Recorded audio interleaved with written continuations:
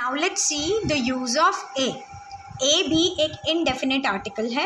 As I told you, a और an both are indefinite article जब हमें ये श्योर नहीं होता कि हम किसके बारे में बात कर रहे हैं, whether it can be any one, ठीक है, when it is not clear which one we mean, हम किसके बारे में बात कर रहे हैं। जब हम कॉमनली किसी के लिए भी रेफ़र करते हैं, वो कोई भी हो सकता है, ठीक है, सेंटेंस में, तब हम ए और एन का यूज़ करते हैं।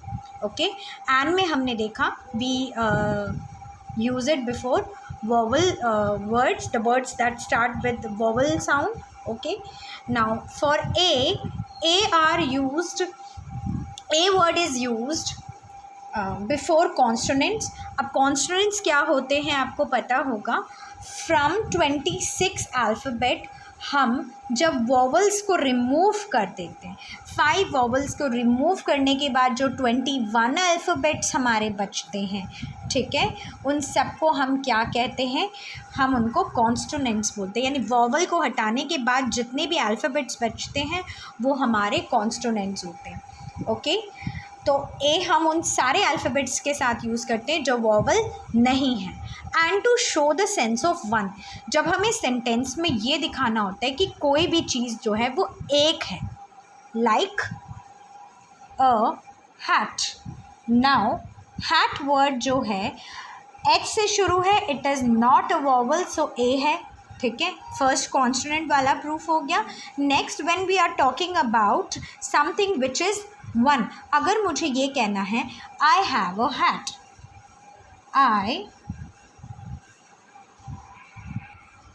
If I want to say I have a hat, कि मेरे पास एक हैट है। ओके, सो यहाँ मैंने ए लगाया है to represent the hat, the one hat which I am having. मेरे पास जो एक हैट है, ठीक है, एक जो टोपी है, उसे रिप्रेजेंट करने के लिए मैंने यहाँ पे ए वर्ड का यूज़ किया है।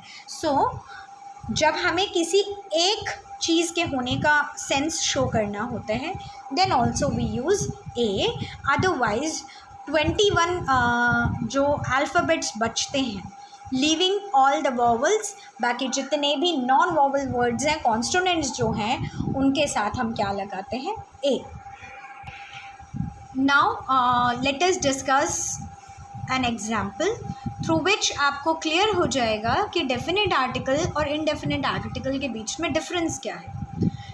सो डेफिनेट आर्टिकल है the, okay, and indefinite article a और an. So here are 2 sentences to make the concept clear.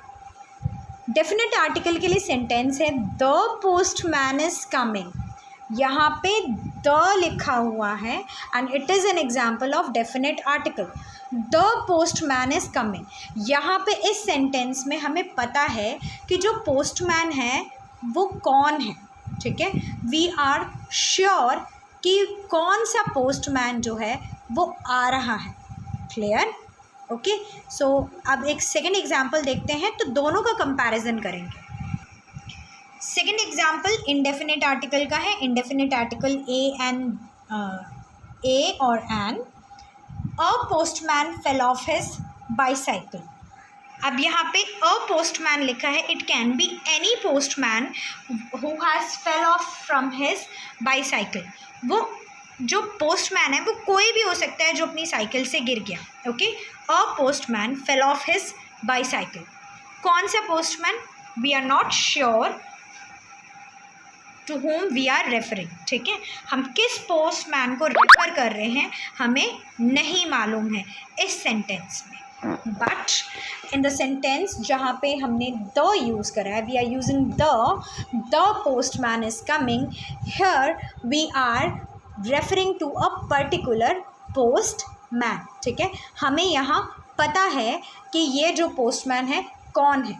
Where as in this sentence, a postman fell off his bicycle, we don't know exactly whom we are referring। वो कौन सा postman, वो कोई भी postman हो सकता है जो अपनी बाईसाइकिल से जो है वो गिर गया।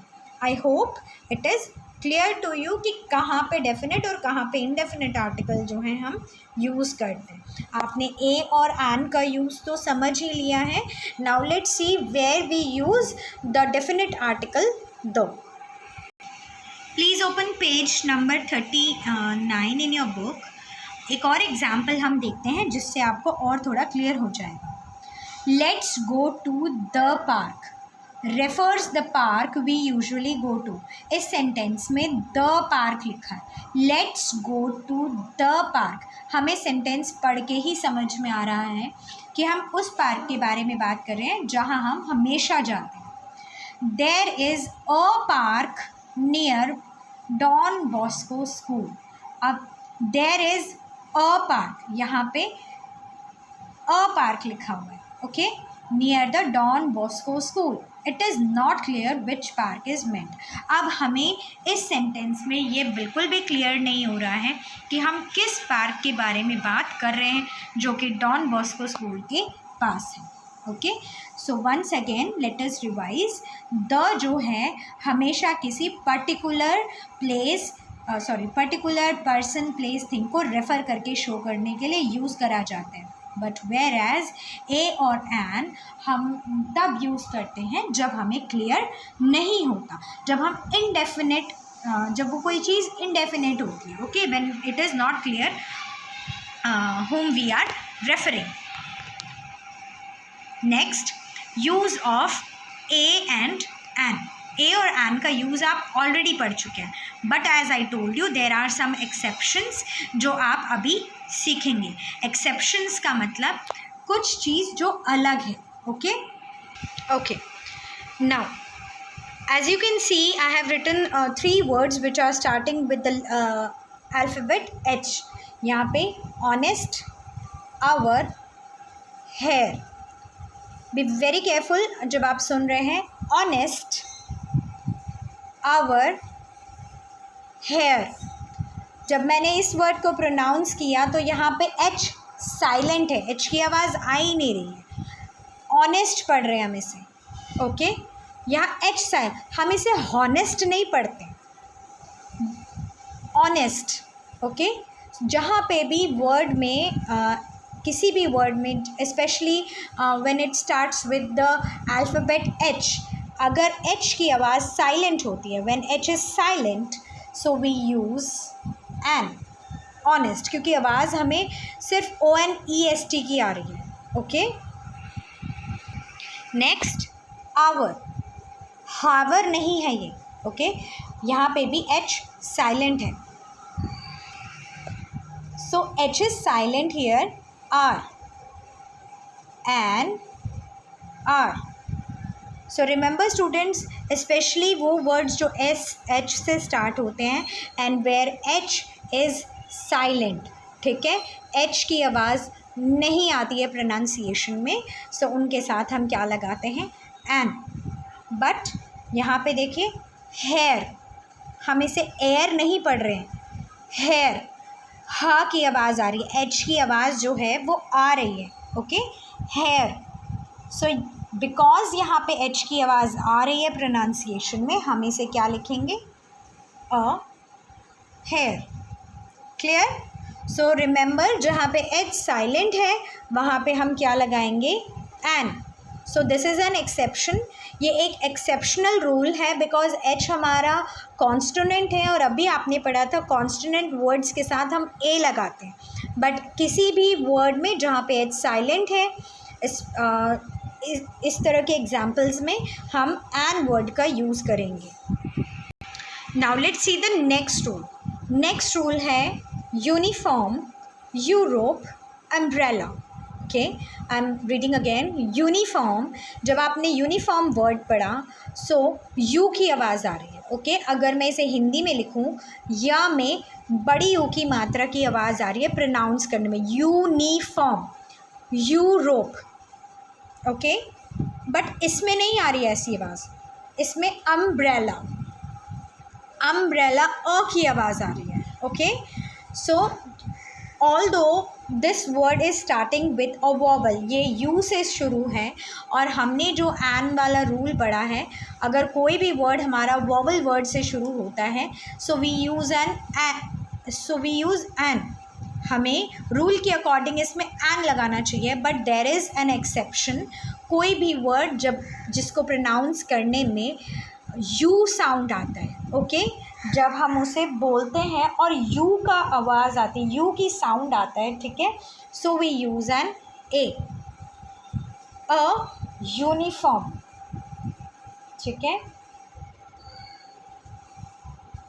अ यूरोपियन, ये यूरोपियन कर देते हैं वर्ड, बट इसको फिर भी प्रोनाउंस करने में आपको क्या आवाज़ आ रही है, यू की आवाज़ आ रही है, या में बड़ी यू की मात्रा, जब आप प्रोनाउंस कर रहे हैं तो आपको ये साउंड आ रहा है, यू साउंड आ रहा है। इस केस में आप क्या लगाएंगे, ए।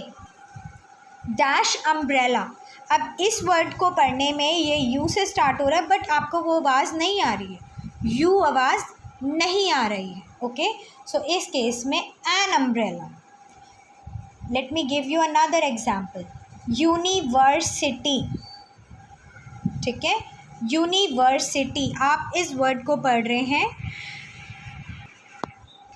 यूनिवर्सिटी जब आप पढ़ रहे हैं, again if you pronounce you are getting a sound of U, आप यू साउंड आ रहा है आपको पढ़ने में, यूनिवर्सिटी, ओके, सो अगेन हम क्या लगाएंगे, ए।